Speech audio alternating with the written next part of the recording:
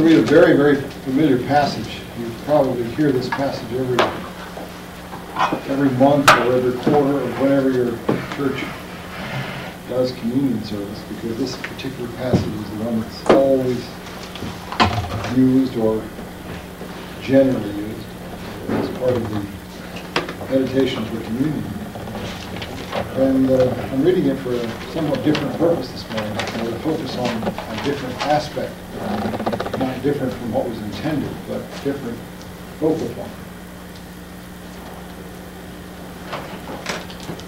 In the 23rd verse beginning of 1 Corinthians 11, "For I received from the Lord what I also passed on to you. The Lord Jesus, on the night he was betrayed, took bread.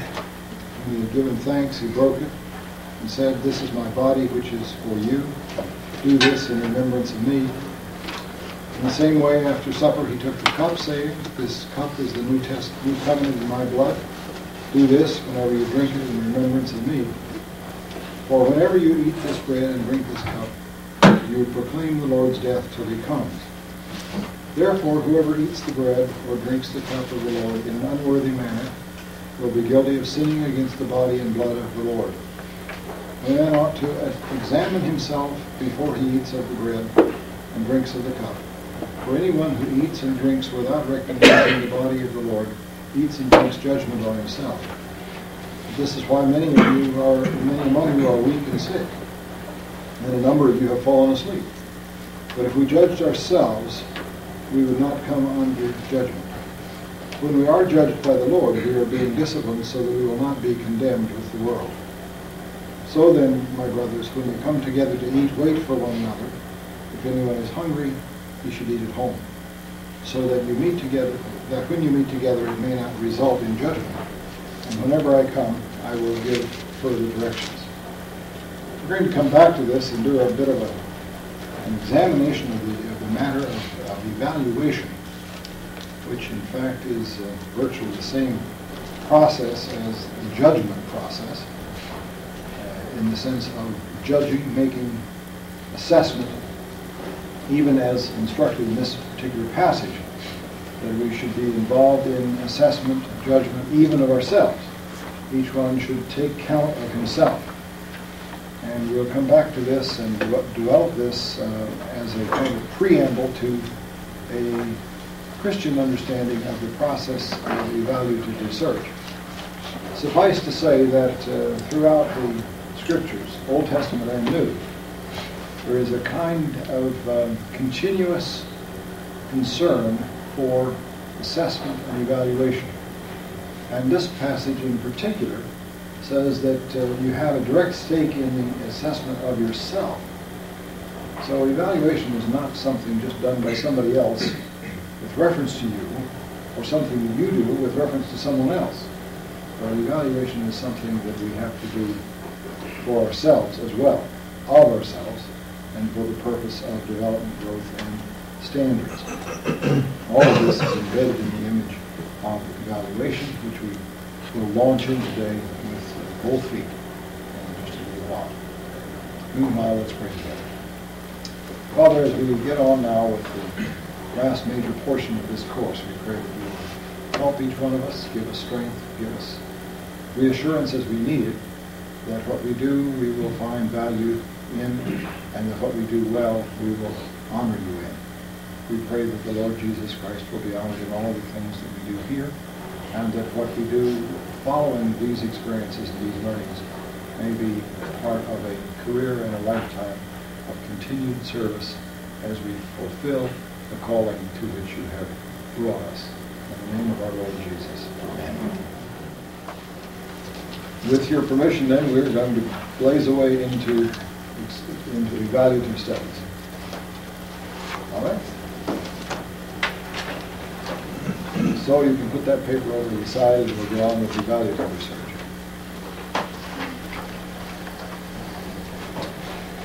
Evaluative research is not like the other two of our three focal points. This course is organized according to a taxonomy of research. The word, please. This course is organized according to a taxonomy of research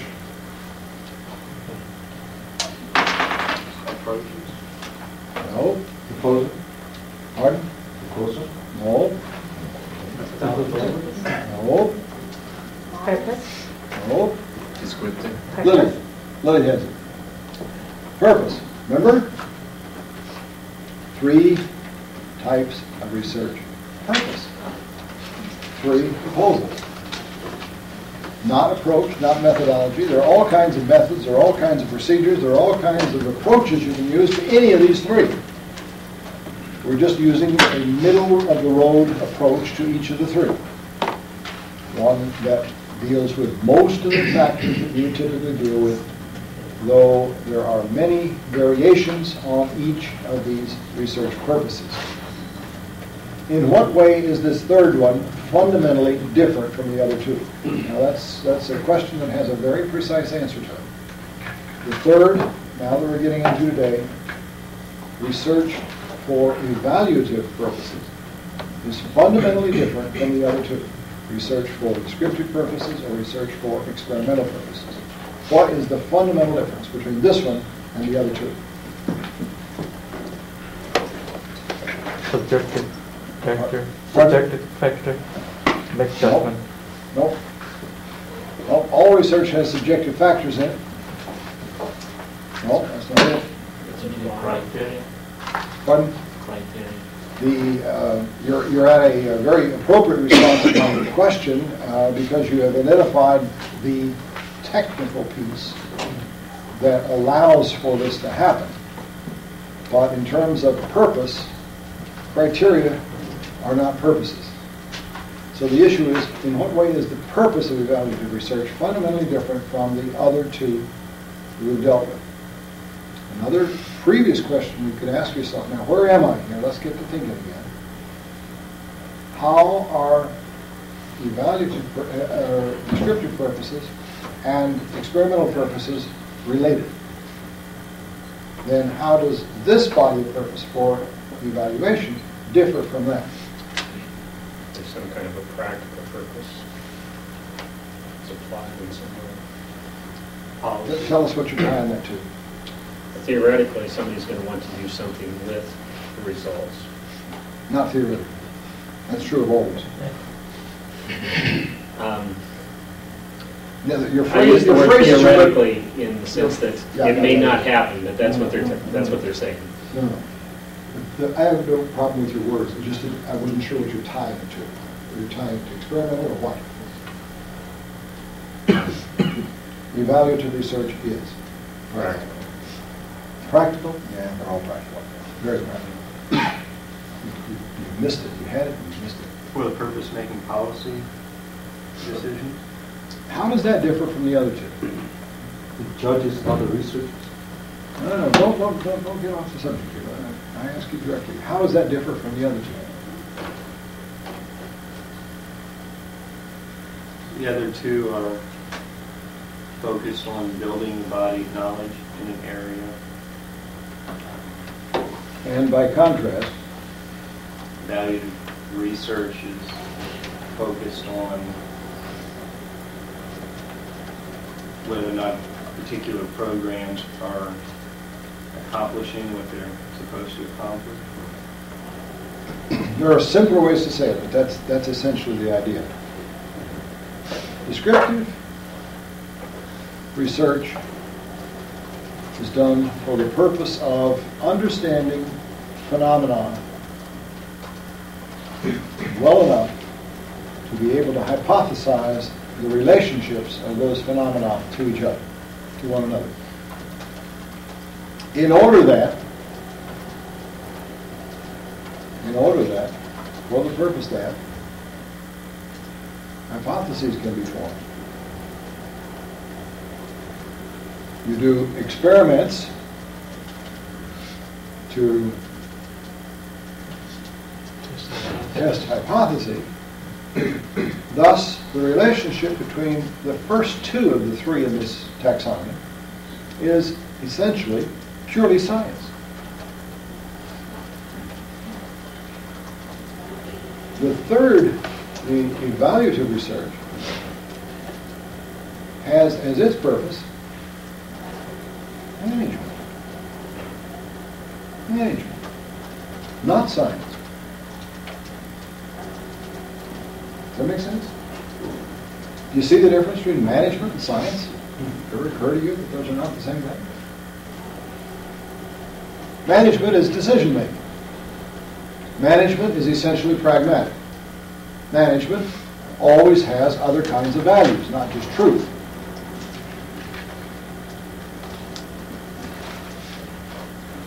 So we say that the purpose of evaluative research is to engage in a process that is disciplined by scientific methods so that decision-making can be informed.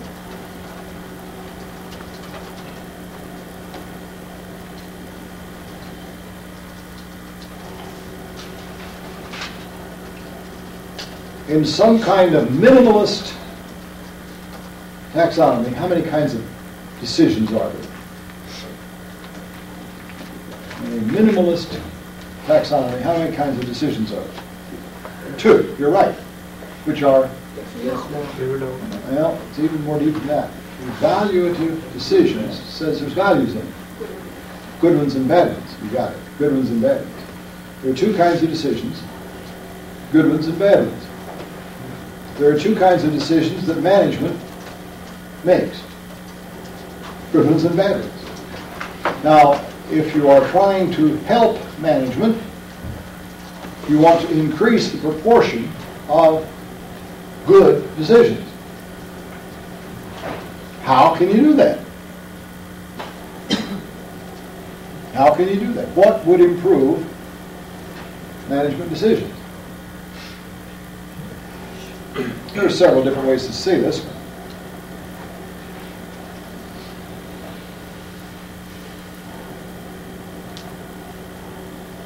Did you ask the question again? Yeah, I can ask it again. Will I? Yes, I will. What can improve management decisions? How do you get a better ratio of good decisions to bad decisions? Thank you very much. A better knowledge base, a better information base. We sometimes say more to go on. That's actually an American-style idiom, not even a British idiom. More to go on. It was a good decision because I had more to go on. More what to go on? More energy, more information, more knowledge, more insight. All of that feeds into then a process in which we can come up with information and transform it into a wise choice, a knowledgeable decision, and therefore increase the likelihood of a good decision over a bad decision. Now, does that sound like a scientific purpose? It doesn't to me. It doesn't to me. Now, does it sound like a non-scientific purpose?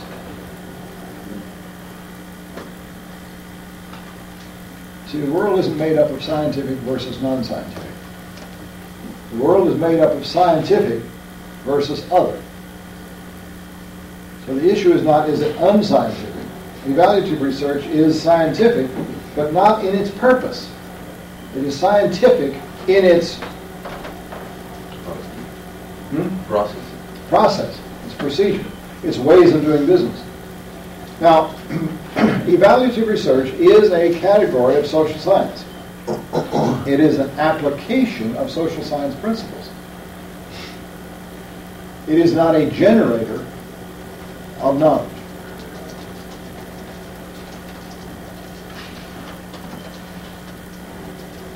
Do you learn anything through an evaluative research?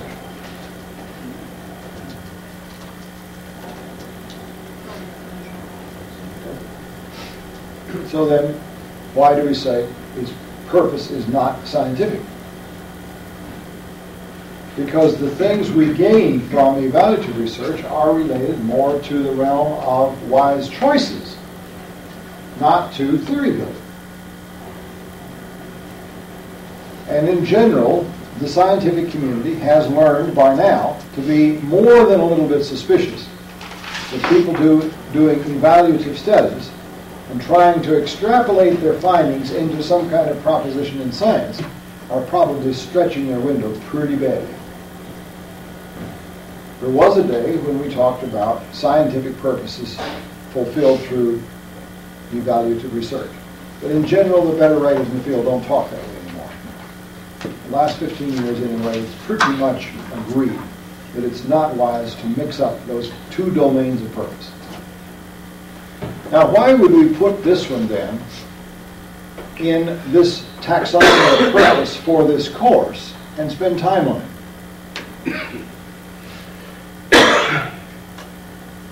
It's clear enough that we have to spend time on the other two if we're going to understand scientific process and be able to do research that contributes to the larger scope of human understanding and push back the frontiers. That's essential. We understand that. Now, why do we bring the third one into it at all?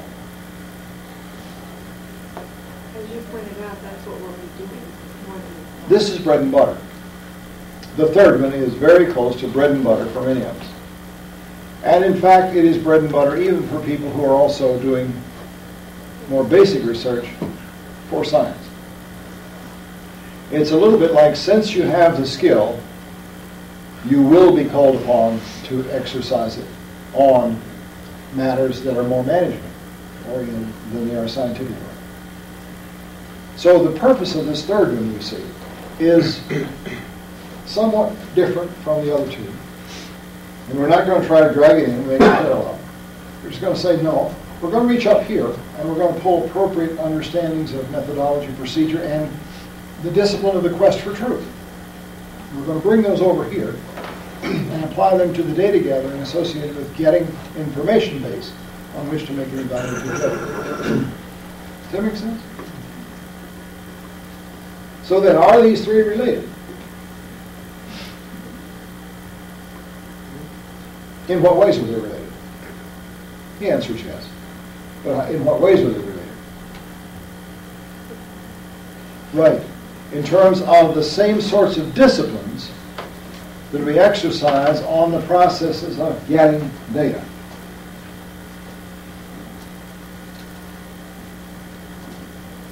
So there's nothing wrong with focusing all three of these as skill fields for people learning to do research. Because the very same sorts of concerns that you have in the other two, that are clearly the more scientific in purpose, is also true in evaluative, which is more managerial in purpose. Can somebody give me really, off the top of your head, an illustration of something that generally is a continuing concern across all three of these? It would be a concern of all three of these. Now, at this time I want to go back to 1 Corinthians. And again, if you have your Bible handy, I'd like to ask you, what are the assumptions here that are virtually staring at us?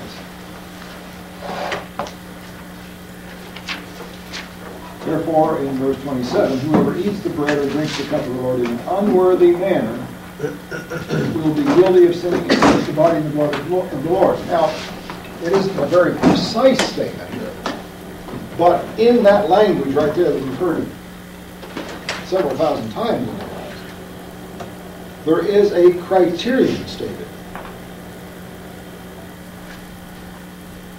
Did you hear it? Now, it's stated in the negative, but the criterion is in the positive. What is the criterion? Look at verse 27 again. It's embedded right there. So the criterion then is to reduce it to just one word and stick with the embedded word here. What is it? Worthiness. Worthy or worthiness. Exactly. In other words, a failure to do this act in a worthy manner is described here as unworthy, and that's what the evaluative process is focused on at this point. So there is a criterion. Now,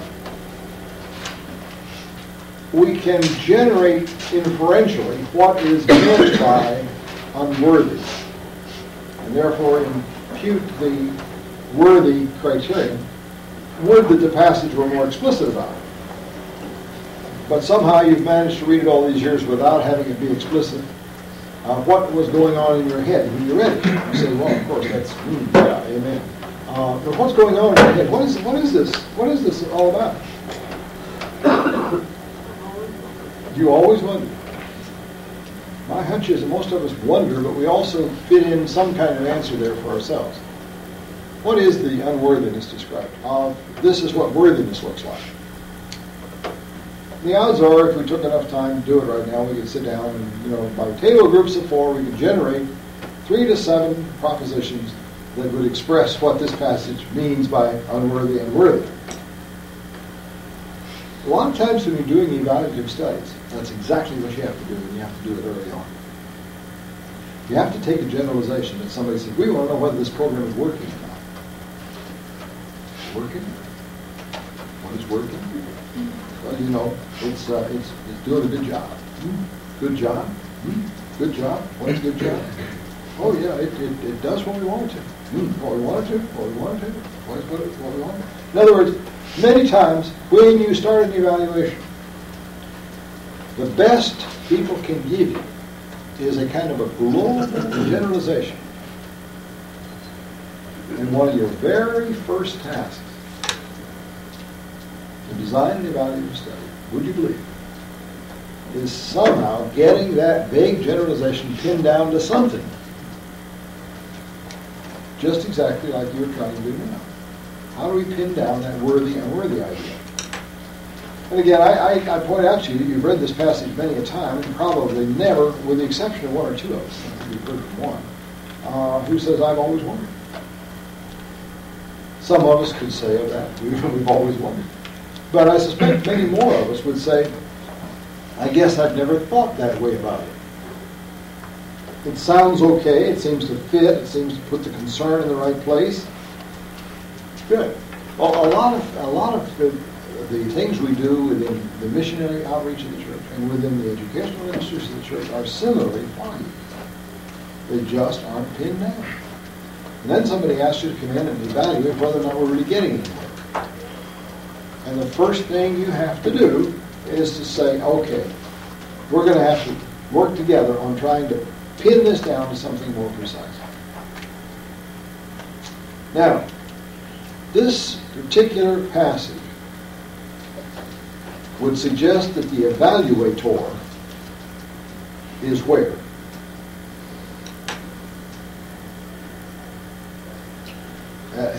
That question has a very simple answer from the text.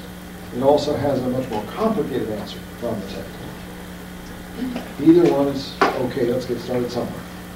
Verse Where is the evaluator?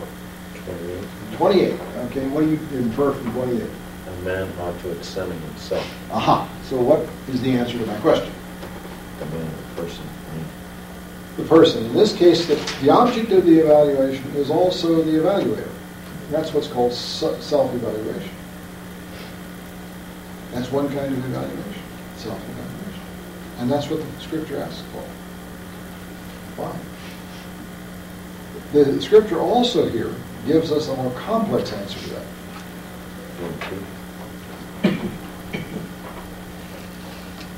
Here we go. Spell that one out. When we are judged by the Lord. So there is a presumption here that there are 2 evaluators, and perhaps each holding his own definition of the criterion, which suggests that one of the tasks is how close is evaluator A's definition of the criterion to evaluator B's definition of the criterion. That's why I say it's a lot more complex, because it doesn't follow that worthy and unworthy for the person doing the evaluation is one and the same thing to worthy and unworthy from God's perspective. And that's why this is a very, very complex passage ultimately. The passage does bring on, however, 3 things. First of all, the importance of the assessment process and the appropriateness of doing that even in spiritual matters. Because this whole thing is a spiritual domain matter. It's not a skill.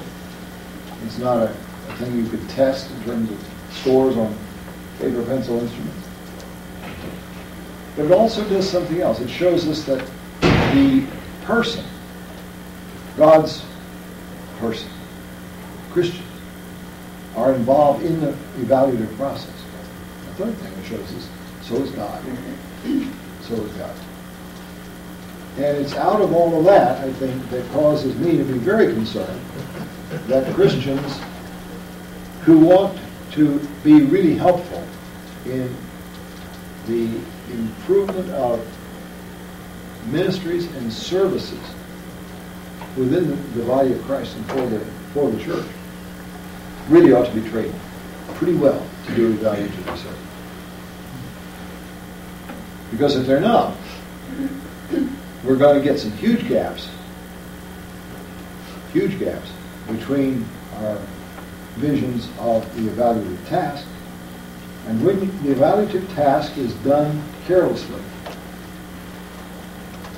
something happens almost always. What is it? When the evaluative task is done carelessly, poorly, in an amateur manner, what is almost sure to happen? What is self-deception?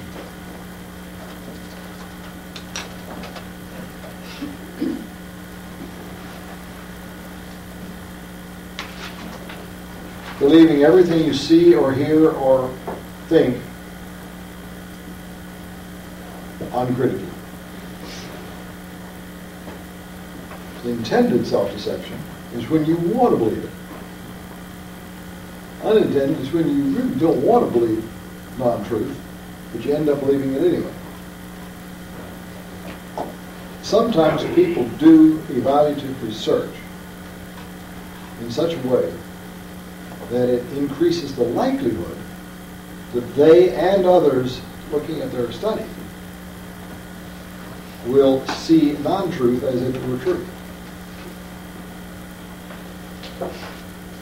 And great is the confusion that comes from that.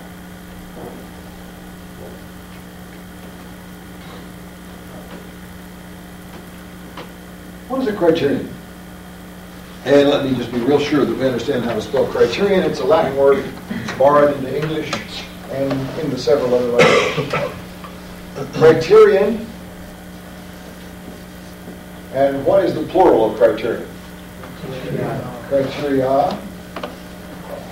Those Latins were funny guys. They used that for plural because they didn't know how to do this. And, if anybody wants to do it wrong in here, just add the S to criterion and I'll understand what you mean. But don't reverse the two words. Criterions is plural. Criterion is singular. Criteria, plural. Criteria. Okay. What is a criterion?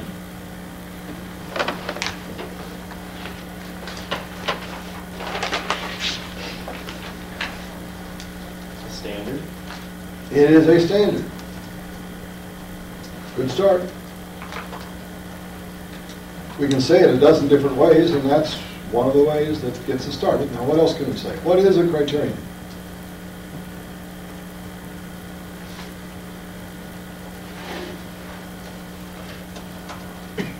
How else would you say standard?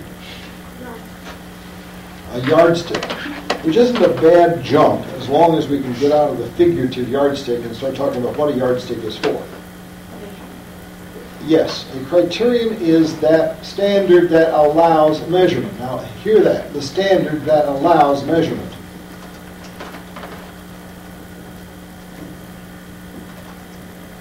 The standard that allows measurement or provides for measurement.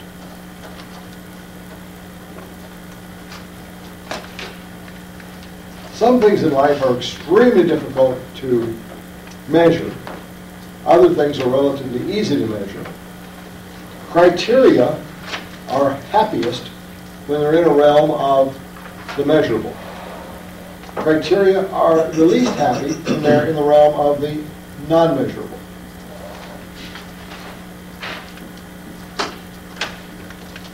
Give me a criterion for appropriate height for an employee of an organization belonging to the NBA.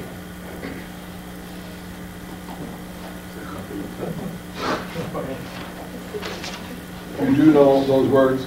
NBA, that's National Basketball Association. An organization belonging to the NBA is likely to be a basketball team franchise, and therefore the criterion for a person belonging to that organization would be what? Above 6'3". Above 6'3". Now see, there it is. Now we might say, well, this particular team has a criterion. They don't want anybody below 6'3". This one might say nobody below 6'4". This one might say nobody below 6'5". Their criteria differ, but they each have a criterion. All right? Now, a criterion is a basis of measuring. It's a standard by which you measure a decision.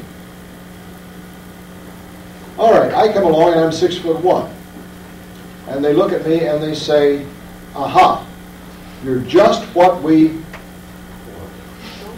don't want." Don't forget where the criterion is. We don't want you. Because why? The language is, I don't meet, literally, meet up to, measure up to the criteria. Now, criteria in the objective realm can be implemented well in an evaluative study. Criteria in the subjective realm are extremely difficult to deal with. Does that have any, hey there, how are you? Does that have any bearing on what you might choose to focus your evaluative research on?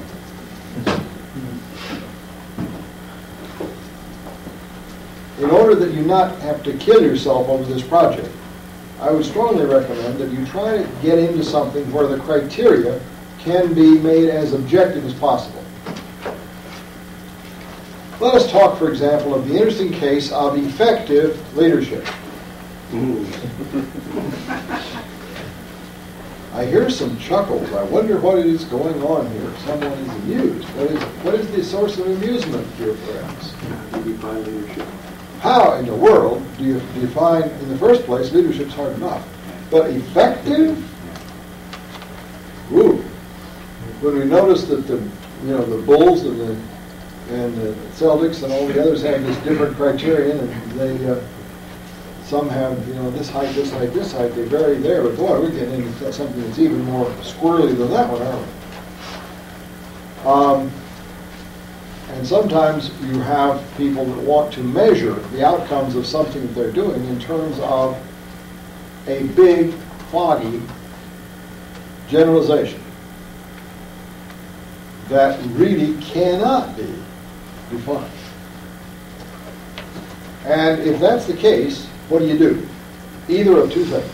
Well, there's a third thing. That is, you can pretend you're going to do it and fail. But let's knock that one out. What are the two relatively legitimate things that you can't do? Somebody's asked you to evaluate according or up to a very foggy criteria. Nail it down to something. Okay, if you can, of course, try to nail it down, even if you have to nail it down to something that isn't quite the same thing, but it's measurable and it's going to be an acceptable substitute.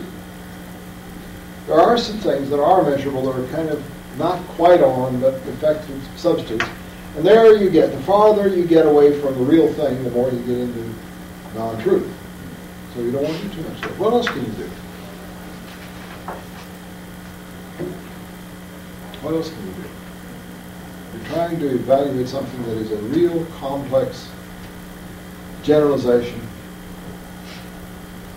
Seems very hard to measure. Could you try to break it down into pieces? That's pretty much what you do in the first round. What you do in the second round is measure according to significant opinion about. Significant opinion. Or we might say expert opinion. That's the technical word quite often used. Expert opinion. When you are evaluating, when do you evaluate?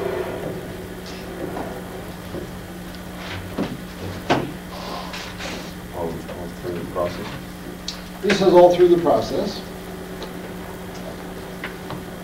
Is there another answer to that? When do you evaluate?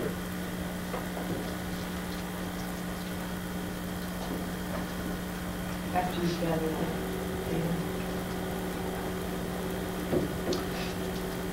After you've gathered the data, yeah, you reach your conclusion then, but the whole thing is called evaluation, you gather the data, so I don't think we need to get off into the splitting up that finally. Most people will answer the question, so I would tell you what I'm going to allow for a moment, then how would you answer? I would allow a layman's, unprofessional answer to that question. When do you evaluate? What is the layman's, unprofessional answer to that question? Which often, by the way, is the right answer, but it is the only answer generally that laymen come up with. At the end. At the end. At the end. When do you evaluate? When it's over. When do you evaluate? When it's done. When you've done it. At the end. And yet he comes along and says all the way through. Now, is he right?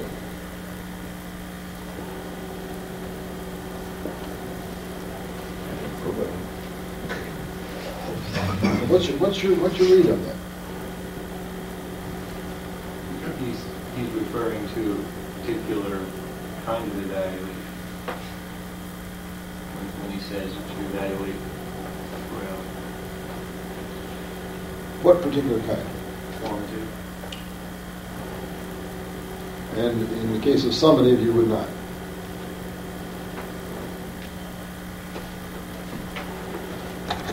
There are those two kinds. Yeah. Let's get those up here.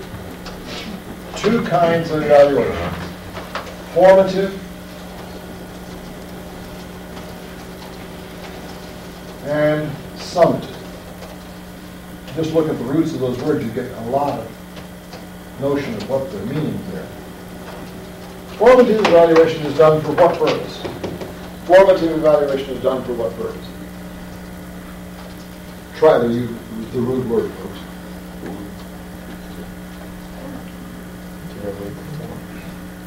No. Huh? To shape, to form, to affect the process, to retool the procedure of the training or the intervention, whatever it is. So in education, we do a lot of formative evaluation to pay attention to how things are going and to change the direction as need be. Why do we do summative evaluation? To summarize, to finalize a program or a process. The word summarize is probably not the best one to attach to this word, though it has the same root. The word summate, which is an arcane or archaic use of a word which literally means to add it up. To add it up. What does it add up to? Summative. What sum? The total of it. What has happened? Boom. What has happened? Clearly, summative evaluation is the sort of thing when you get through with some kind of an experience, boom, now what have we got? When someone takes a driver's test at the driver's license examination station, what is it, a formative or a summative evaluation? You better believe it. It's a what does it add up to? It is not used as a basis for retooling the teacher training process. It's used as a basis of making a summative, adding it up, bottom line decision about whether this person does or doesn't get the license. Right? Now, which do we use in education? Both. Which are we most commonly using? Unfortunately. Yeah, it's all over the place. Because summative evaluation is an evaluation of the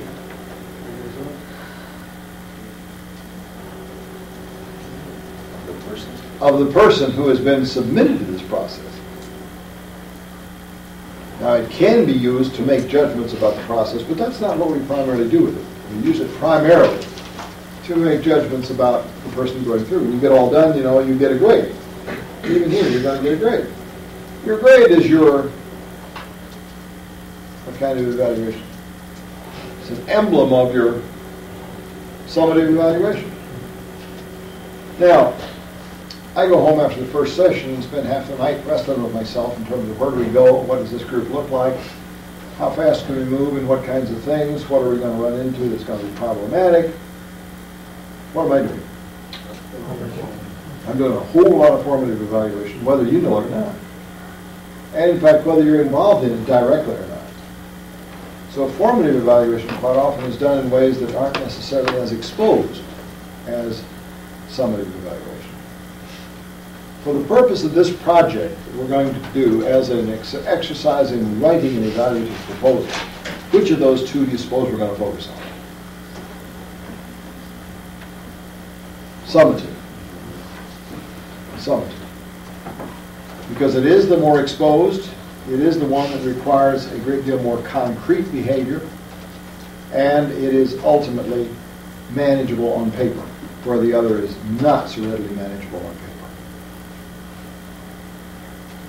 So we're going to write a summative proposal. Already you know several things from what we've said so far about how you would go at writing a summative proposal. Summative evaluative proposal.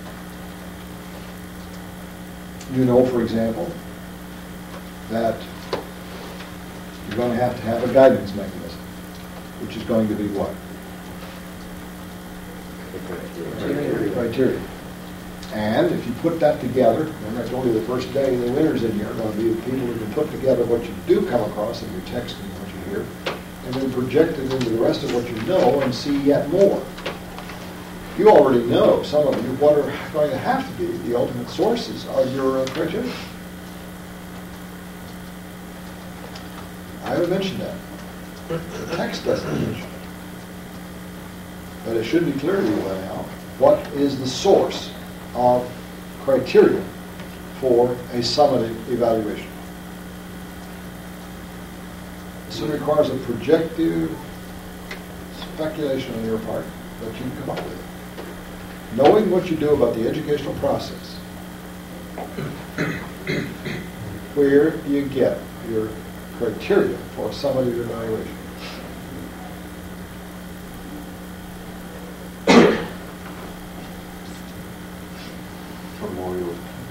From all your past research? No. Good guess, reasonable guess. But no, it's more, it's like, where do you get a banana? Seems like you have to You get get a it from, banana off a banana tree. you have to get it from the people who are running the program that you want to evaluate. That's actually going to be your conduit. That's who's going to hand it to you if you don't already have possession of it yourself. But where are they going to get it? You should write out the purposes. Do that slow and clear. The criteria should arise out of the purpose for which the program or the educational program is being done. You have picked bananas before. That's where bananas grow, on banana trees. Your outcome criteria, and that's what we're talking about, outcome criteria, are going to have a strange resemblance to the intentions, the objectives, the statements of purpose in this particular intervention. Do mission organizations ever use intention to think with? Mission statement. Do you ever have purposes in a certain activity that's being carried on in a certain city, state, region? Do you just do missions like you spin a top? Do you just something, or does it have purpose? The answer to the question is, of course, it has purpose. So, are there criteria then by which you can measure whether or not a given activity has met its goal, or how relatively successful it is? So this is not peculiar to education. This is true of all social endeavors. Everything in the way of human endeavor has purpose. Sometimes those purposes are very overt, very clear, very well stated. Sometimes they're not very well stated, but they're there. Now, if purposes are the source of your criteria, then you have to ask, where do the purposes come from? Where do the purposes come from? Now go back into your mission, go back into your institution, go back somewhere and say, where did those purposes come from? Pardon? They're certainly related to the concerns. They're related to the needs, but who's got them? Who's got them? Where are they? Mission statement? That's on a piece of paper. And maybe that's going to be a big help, but how did it get on the piece of paper? The founders of the, Oh, somebody did it. Very few exceptions. Somebody said so. Somebody decided it. Now, usually, your objectives are going to be traceable. And your criteria there, then, are going to have the authority of source. Should you set the criteria as the evaluator? Should you decide what this activity is for? Should you decide what the criteria of good or bad should be?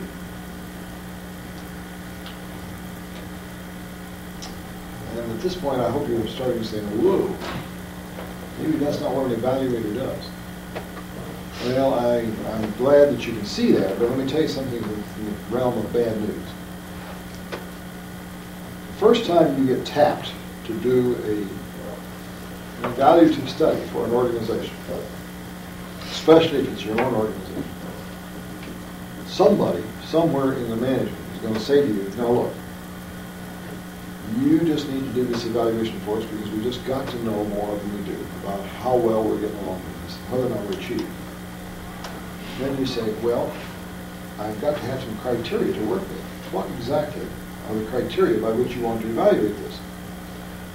Then this dear soul will say to you, now, this is the reason I called you in here. I trust you. You just work that out. You hear it? Can you imagine? Believe me, it happens. And then, of course, there are two kinds of people. There's what are called beginners, and there are the scarred. These are the two kinds of people. Beginners always say, oh, thank you, Mr. Gulch. I really appreciate your confidence in me. I'll do the best I can. And so this dear beginner will walk out of there saying, oh, he trusts me, isn't that wonderful? Now let me think, what will I set up as criteria for this particular activity that we got going on? And pretty soon I'll design my whole research around my insight. And that's the process by which a beginner becomes one of the scarred. Because what happens, as sure as the world, is that particular first try will die. It will die. And you will have the scars to show for it. It will die because when you have any results and attempt to promulgate any generalizations from an evaluative study that you have designed the criteria for, you will discover that the world is full of doubters. The world is full of doubters. And the ones who are the most active doubters are the ones who really should have set up the criteria in the first place. And they will let you know that they should have set up the criteria in the first place. These are sometimes colleagues, sometimes they're called old-timers, sometimes they're called the local people, sometimes they're called the real workers, and they have even names for you too. Because the evaluator who steps over that line is going to get in trouble. That's what you do. Because the old codger that put you onto this thing, Mr. Manager, he's too busy, too unconcerned, or too stupid to get himself involved in this process. Now, if he's a good manager, he's going to get involved in it, but he's not going to make the decisions himself either.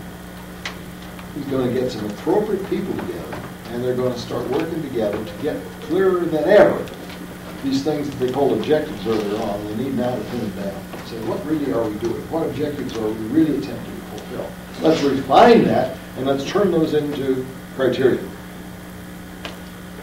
Now, a good evaluation researcher, given that much help, can usually turn those sorts of statements into some very, very workable criteria. So there is a professional knack to it. And there is a willingness to go ahead and spell it out. But for heaven's sakes, ground it, base it in something that you can distribute the responsibility over responsible, appropriate people. So you're not taking it all to yourself. The evaluator who ultimately ends up saying, but these are the right criteria, I can tell you these are the right criteria. These are the sort of criteria we always use to evaluate. This one I've always used. And we, and all this stuff. Some people say, that's not us, that's not here, that's not now. But what you can do is to spell out what people are halfway forming, and then go ahead and pin it down. Bring it back to them and run it past them again. That's real magic. Works. Run it past them again. Even if they don't touch it, even if they simply say, yeah, I guess that's all right, you got it. You have to have, now what's the sociological word that's so popular today? You have to have Consensus. no, you don't have to have consensus. Sometimes you can get it and that's good, but you don't have to have, you could wait for a long time in many organizations to get consensus. But once you get the drift, and you spell it out, and you bring it back and run it past them, what will you get? You'll get shared ownership. That's the magic word. Ownership. If you don't do that, who do those criteria belong to?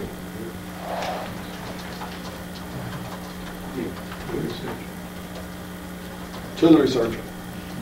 And of course, the big chief, that's what he wanted. That's why he's going to pay all this $50 extra this month. Because he wants this thing done by somebody who really knows what he's doing. And he'll back you up. He'll say, look, I told John here to do it this way. I told John I was going to trust him. Everybody else says, that's nice. That's nice. That's why we don't like you anymore, old Chuck. Because you don't bring us into it at the right time. Now, I'm not talking about any organization that you folks know. I've known a few like this. And I'm not exaggerating. In fact, I'm making it more humorous than it really is. Because it's rarely funny. The magic trick is to get shared ownership by bringing people together at several points in the decision making about what the criteria ought to be.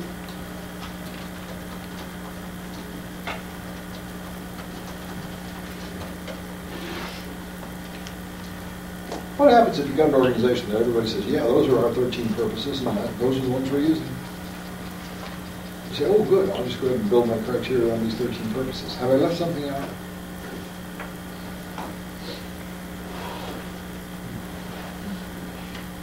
What have I left out? Their interpretation of it. Their interpretation and their valuing.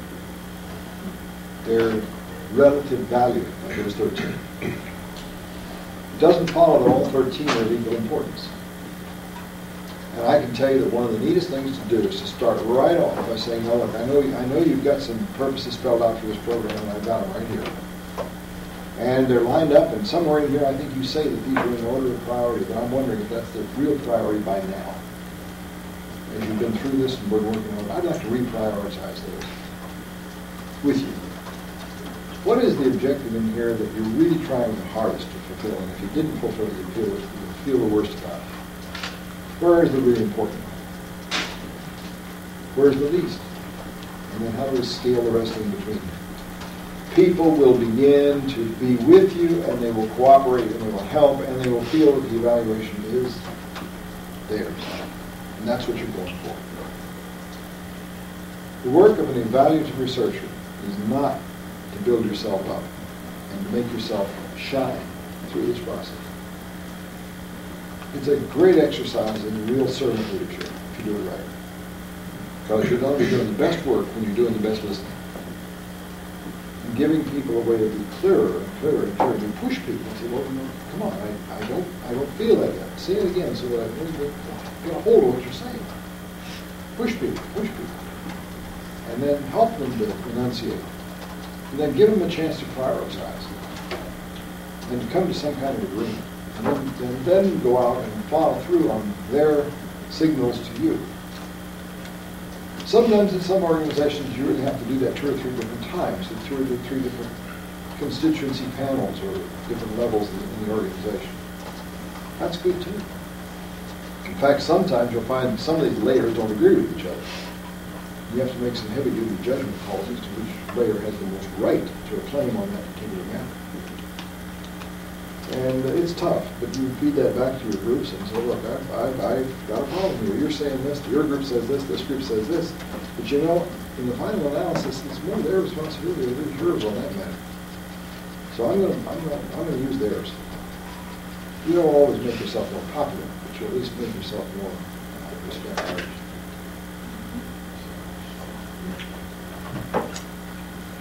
Okay? What do you suppose chapter 1 is going to be about?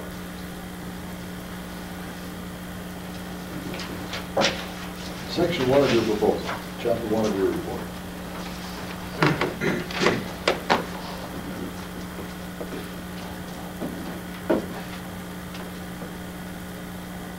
Now, what would it be if it were an experimental proposal? What would it be if it were a descriptive proposal? What's analogous to that in the evaluation proposal? Do you have a good title for it? Criteria. I strongly urge you to have that word in there. Put some phrase together and have that word in there. Overview of the criteria. The problem is that to overview criteria, you've got to have them. And most research proposals of this sort have to start out not by having them, but by Statement of criteria. Do we need a problem? huh? Do we need a problem? You got a problem. I use the word raising. I use the word raising. Some people use the word defining or developing. I like the word raising. Raising the hypothesis. In other words, raising the hypotheses out of this context of, what did I say, hypothesis? I should say criteria. Thank you. I've got one honest person in here who's willing to tackle me on this group. You get the reward for honesty. Raising I'm sorry to say it again, raising the criteria.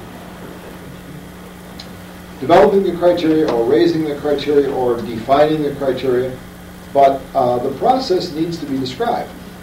How are you going to do it? That is not the same thing as how am I going to do the evaluative study, you see. But you as the evaluator, first of all, have to start on this one by getting into the process of getting those criteria up to bubble up to the top of the pan so that we can skim them off and say, this is what we're going to work on. Hence, to raise the criteria, get them to bubble up and skim them off. What is your process for doing that? Now, to do this proposal, and to make it really work, I want you to think of, plan for, identify, and since only you and me and anybody looking over our shoulders is ever going to see this, I would like you very much to use a specific organization, a specific program. Make it as concrete as you possibly can. Specific organization, specific program that you're going to evaluate. Now let's make it a program that we're going to evaluate. Let's not make it a program or an ongoing process of some sort that we're going to evaluate. Let's don't make it a book. Let's don't evaluate a book. Let's don't evaluate what else could it be? Huh? You want us to evaluate people? No, I want that's a good one. Let's not be evaluative of people. Let's get evaluative of some kind of social process. Social process in the sense of something that's happening corporately, something that's happening intentionally and strategically. And think of it this way. When you get all done with this, your chapter 5 is going to deal with conclusions, which in the case of the evaluative study is conclusions and suggestions, or more precisely recommendations. Now, who are you going to make that body of recommendations to? About what? So if you work from the back, you can say, well, I got to get to there. I've got to get to the point where this paper, or this project as a whole, will inform somebody, pretty specific, about something pretty specific that they're responsible for. How are we doing? Coming together yet? Then, in the first chapter, you're going to want to describe the process by which the hypotheses will be identified and where consensus, or at least a broad base of understanding, will be developed. And as I see it, that's section 1. That's not section 3. It's not part of your procedure. You have a separate procedure back there for handling data. This up here, you're describing your procedure for getting the hypotheses of that. Hypothesis. I'm good at using that word. Okay? What else would we want to put in section 1? Who the participants will be? You betcha. Particularly who it is that's going to be the source, the ultimate source of the data that you're going to collect. The source of the data will be where you get the stuff that you hold against the criteria. The people you're reporting to are probably not the same people as that. That's it. The point I ask now is, what would be the source of any data of that source, of that sort, related to the criterion? The program is easy to communicate or forthright to teach or something like that. The answer is the people doing the training. Then they have a judgment to make out of what they've been doing. Saying, yeah, I've been doing that, I find it easy to do it. I find it easy to communicate this. Or it's terribly complicated, unnecessarily confused. Sure, all kinds of things. The point is that each criteria that you put in your list of criteria will require a clear sense of what information from what source, where source means people. Is it possible to have more than one kind of information or one piece of information from a given source?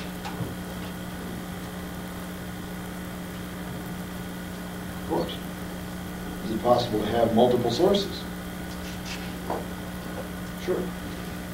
But that's what your criterion business is all about. Now, the place I'm going to let you cheat in this proposal is I'm going to let you write chapter 1 as if it were already done. I'm going to let you pretend that you've already gotten this gang of people together. You're going to name them and explain the process. But when you got them all together to help you raise the hypotheses, here are the hypotheses they came up with. Did we do that? Thank you. Oh, man. I'm not simply trying to keep you awake. I'm trying to stay awake from the sound. Here are